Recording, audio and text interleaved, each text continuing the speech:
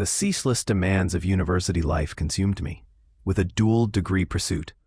Each semester brought a crushing load of 6 courses, a relentless race to finish in 4 years. My days blurred into an endless cycle of assignments and textbooks, leaving me perpetually swamped.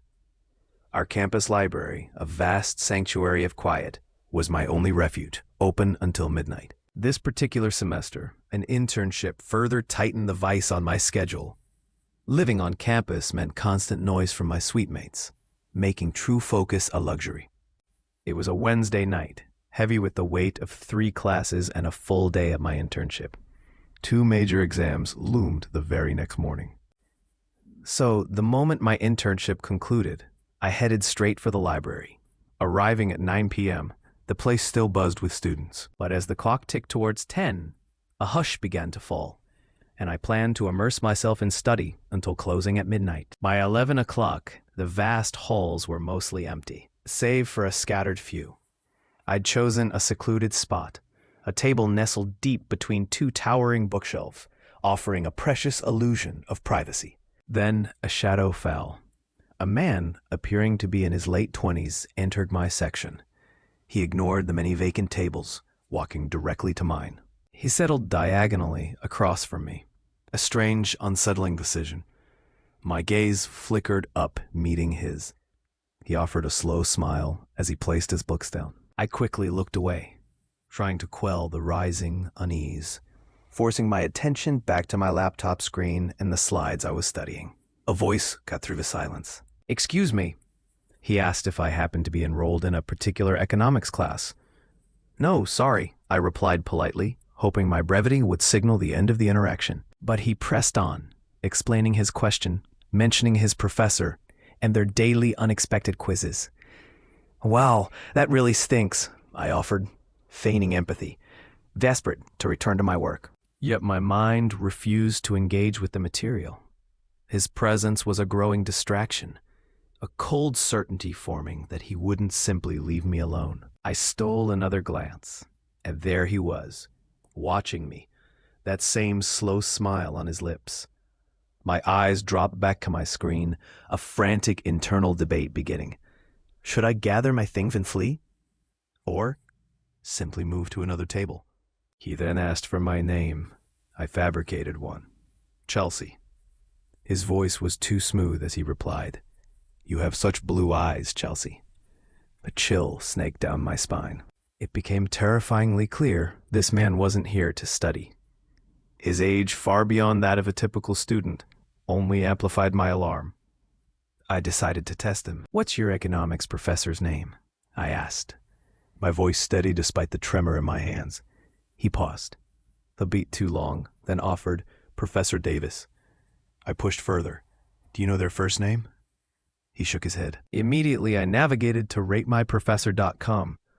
A quick search for Davis at our university yielded only one result, a calculus professor whose last reviews were ancient from years ago.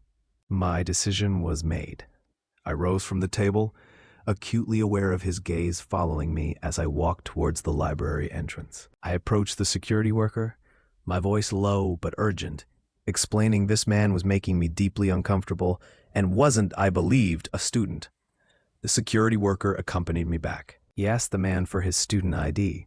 The man began fumbling, checking his wallet, then his pockets, finally claiming he must have left it in his dorm. The security worker then asked for his dorm building.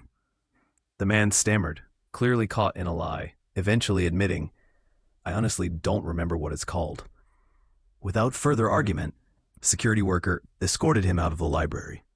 He returned, his expression serious, and advised me to be cautious walking back to my dorm. I thanked him, my heart still thrumming. For the remainder of my time there, my focus was shattered, my mind replaying the unsettling encounter. I tried my best to concentrate, but the lingering dread was a thick fog. Around midnight, I packed my bag, choosing to exit through the very same doors the security guard had used to remove him. He was nowhere in sight. I had no idea where he'd vanished. I began my walk across the hushed, almost vacant campus. At that late hour, particularly midweek, few souls ventured out. As I neared my dorm, a sharp sound, a footfall against the pavement, echoed behind me. I spun around, but the path was empty. Yet, the distinct thud still vibrated in my ears. A surge of panic propelled me into a run, a decision I instantly regretted. My heavy backpack hindered me, and the moment I moved, I heard rapid footsteps pounding close behind. I glanced back, and there he was, the man from the library, closing the distance at an alarming speed. A terrified cry tore from my throat, but it was abruptly silenced as I was violently forced to the ground, a hand clamped tightly over my mouth. He whispered menacing words, his voice a chilling promise of severe harm if I didn't comply. In that moment, I truly believed my time was running out. Prepare yourselves for a tale that reveals how even the most enchanting destination can shroud the darkest horrors. My gaze fell upon the dark edge of the woods, looming ominously near the dorms, the direction he was dragging me. With a desperate surge of strength, I tore his hand away, just long enough for another piercing shriek to escape. That desperate sound pierced the quiet, drawing the attention of two figures who came sprinting, shouting, "Hey, stop!" at my attacker. The man instantly released me, disappearing into the shadowy depths of the woods. The two men rushed to my side, their voices a blur. I was too consumed by shock to register their words, the world around me fading into a muffled haze. Then the dam broke, and I wept uncontrollably, tears streaming down my face. My rescuers contacted the university police, and I tried my best to compose myself and recount the terrifying ordeal. We later visited the library, where the security worker's description of the man perfectly aligned with my own. The police utilized the library's surveillance footage, obtaining a sharp image of the man's features. This image was swiftly distributed across student phones, emails, and the university website. Later that very night, an anonymous tip reported the man's presence at a local late-night establishment near campus. Officers quickly arrived at the location and took him into custody. The profound impact of that experience left an indelible mark on my spirit. I can only begin to fathom the immense pain suffered by others who weren't as fortunate in similar circumstances. A memory resurfaced from a time before we relocated to a new town when I was 7 years old.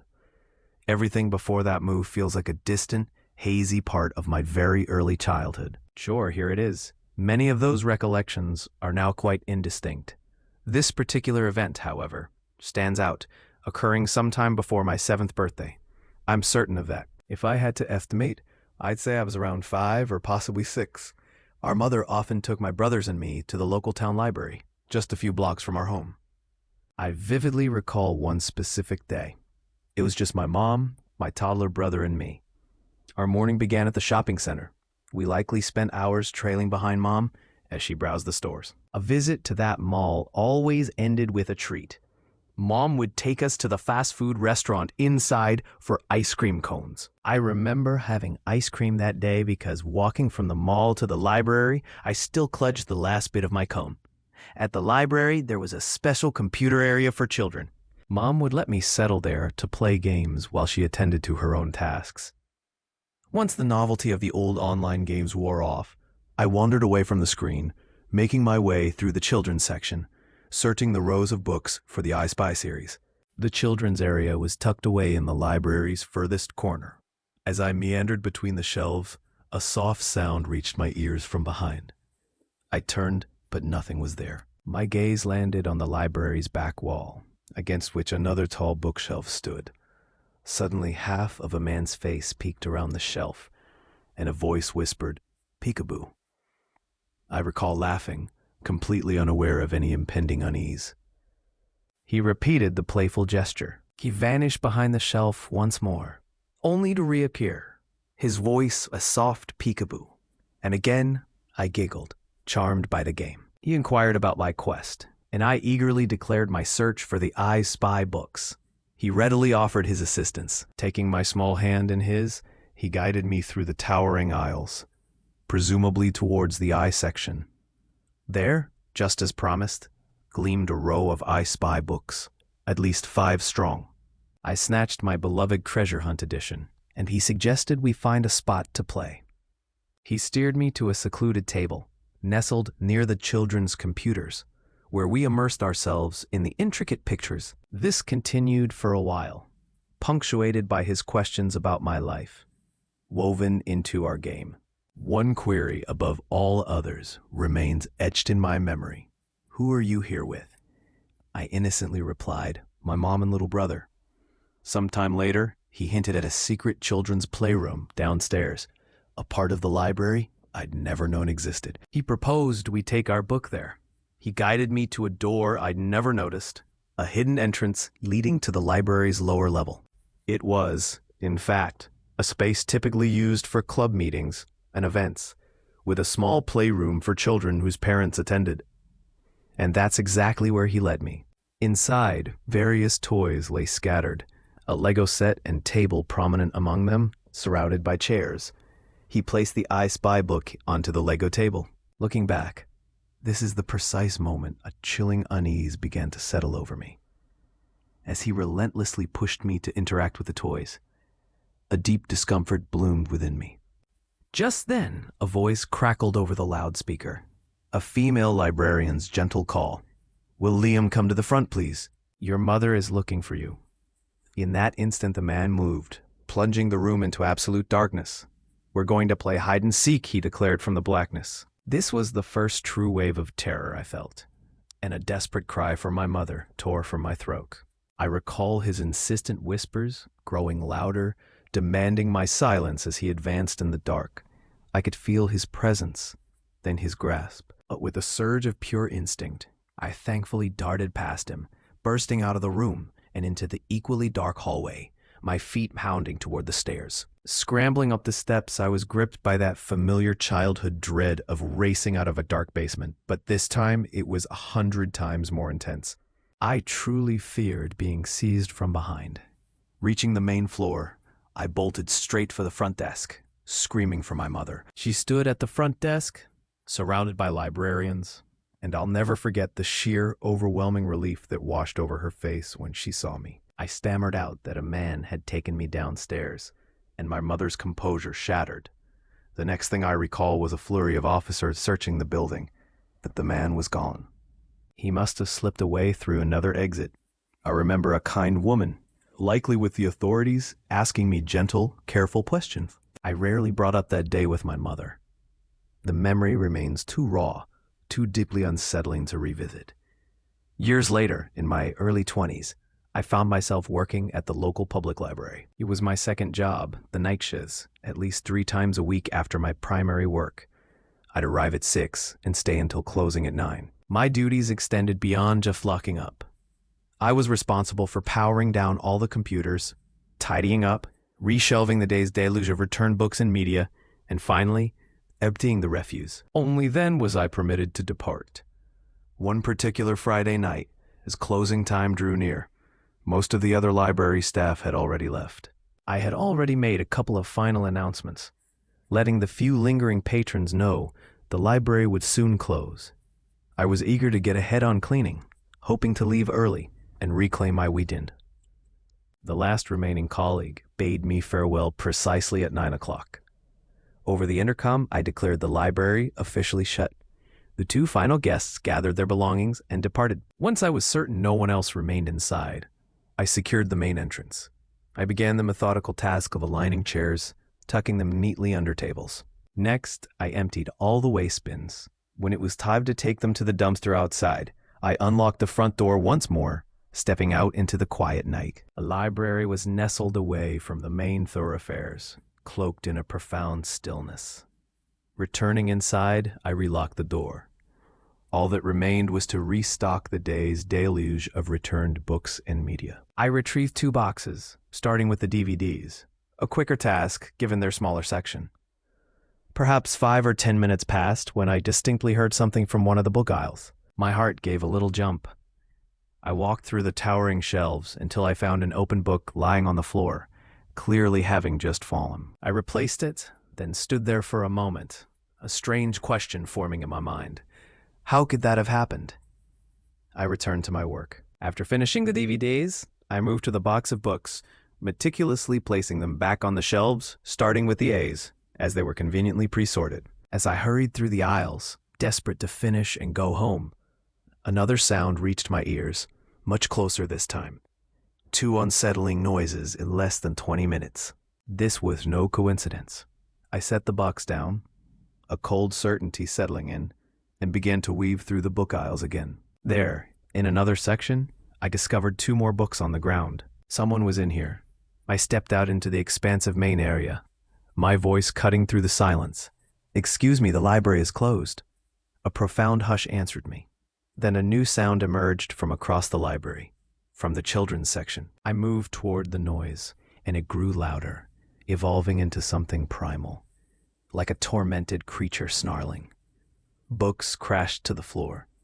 The sounds emanated from a single aisle. Prepare yourselves for a tale that reveals how even the most enchanting destination can shroud the darkest horrors. I froze, unable to speak.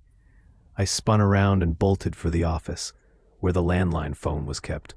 I didn't own a cell phone then. Sure, here it is. I slammed the office door shut, locking it, and then drew the blinds over the window. My trembling fingers dialed emergency services. I reported a deeply disturbed woman in the library, suggesting they send an ambulance. They asked if I had approached her. "No," I gasped. "She looked dangerous."